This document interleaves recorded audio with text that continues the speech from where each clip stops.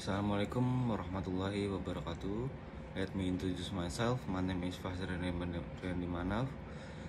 My class management 22B and my NPM 224-11169. Halo semuanya, selamat datang di channel YouTube Fahri yang akan membahas tentang basic concept of interpretation in organizational change. Hari ini kita akan membahas bagaimana organisasi beradaptasi dan berkembang serta peran krusial dalam intervensi dalam proses berikut. 1. Understanding organizational change atau memahami perubahan organisasi. Let's by understanding what organizational change actually means. 1. Definition or definisi. Simply, what is the transformation of a organization from one stage to other? Ini bisa berupa small gradual change atau perubahan kecil dan bertahap, atau learns, atau revolutionary shift atau pergeseran besar atau revolusioner, seperti adaptasi teknologi baru, rekonstruktasi tim, dan perubahan budaya perusahaan. 2. Why change is crucial. Mengapa perubahan itu penting? Ya, dimana seperti yang kita tahu bahwa organization cannot remain static. They must adapt to survive and thrive amidst market competition, technological and advanced and evolving customer needs. 3. Challenge of change atau tantangan perubahan. Change is rarely easy. There are often resistance, uncertainty atau ketidakpastian, and sometimes even freely this precisely where intervention become incredibly important. Next, 2. What is intervention in of context of change? Atau apa itu intervensi and dalam konteks perubahan? After understanding change, let's define what intervention is. 1. Definition. Intervention is a series, a planned and structured action atau serangkai tindakan bencana dan struktur designed to help an organization move from its current state to a desired state.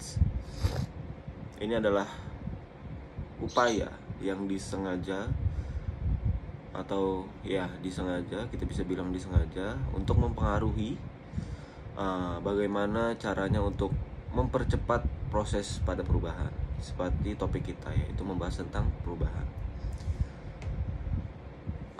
Next, main goals intervention atau tujuan pertama intervensi. 1. Diagnosis problem atau mendiagnosa problem. To understand the root causes of resistance or barriers to change. 2. Increase effective atau meningkatkan efektivitas, ensuring that the change achieve its intended goals. 3. Mitigate negative impact atau mengurangi dampak negatif, minimizing stress, confusion or conflict that might arise from the change.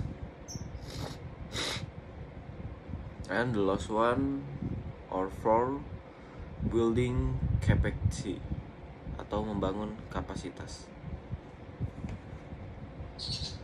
Training employees or team to face future change.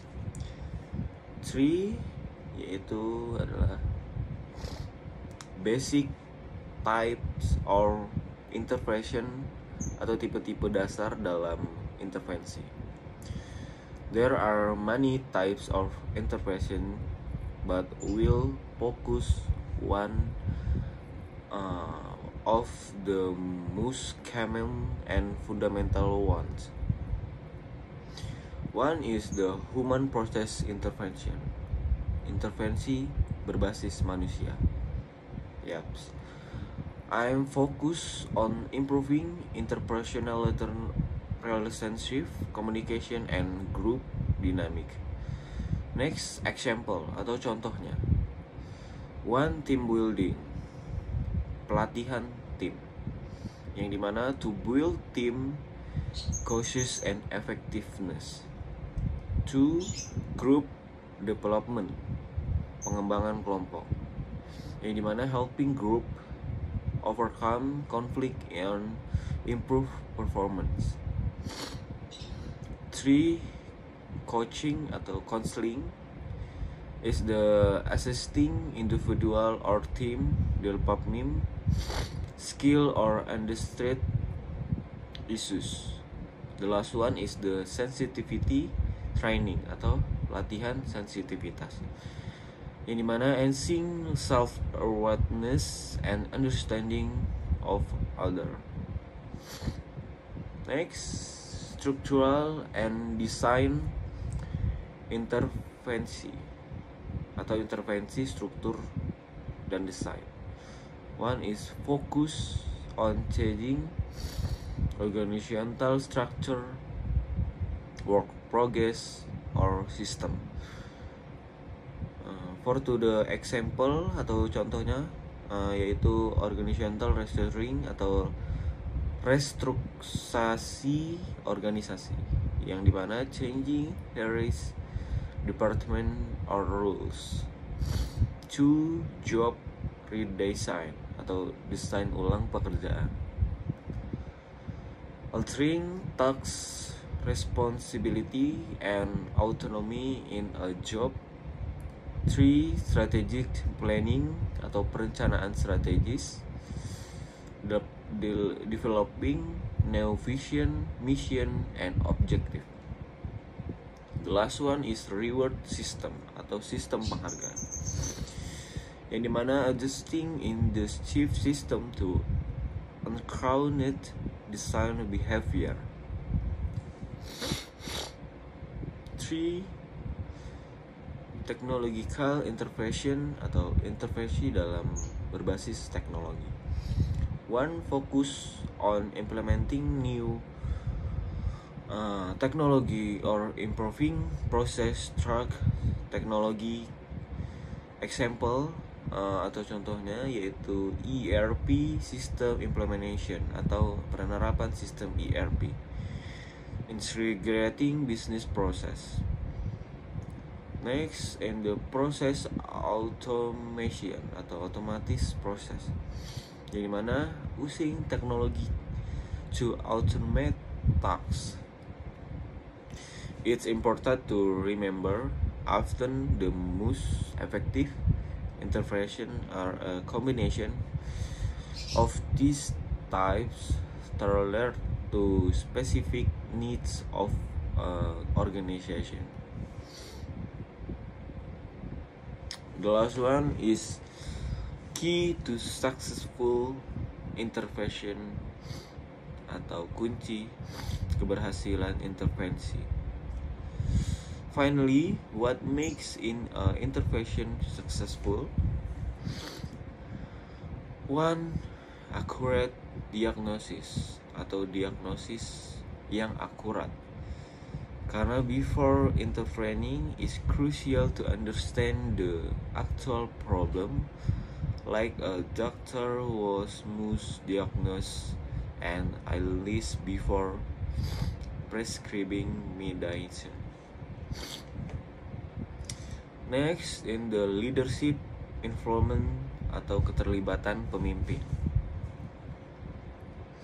Strong support and commitment from the top management are vital for success.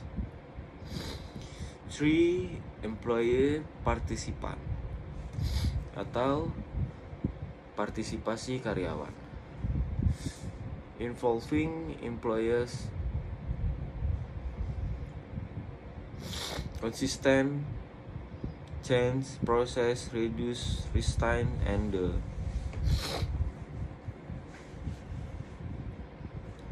sense of ownership.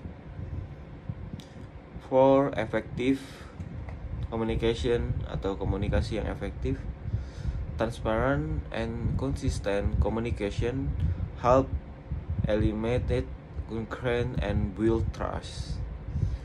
The last one is continuous evaluation atau evaluasi berkelanjutan, yang dimana measuring the impact of the intervention and making adjustment if necessary. Change is an ongoing process, not a final decision. Thank you for everyone for the attention and your time. Terima kasih untuk semuanya yang udah nonton.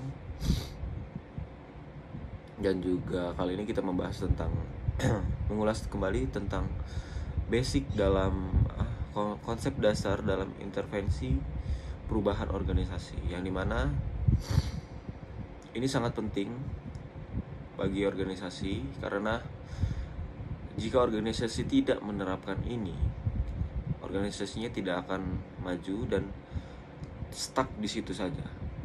Seperti yang materi pertama, yaitu memahami perubahan organisasi, yang dimana organisasi itu harus terus berubah dan mengikuti perkembangan zaman gitu. Jika dia tetap stay dengan zaman yang sebelumnya dan tidak next dengan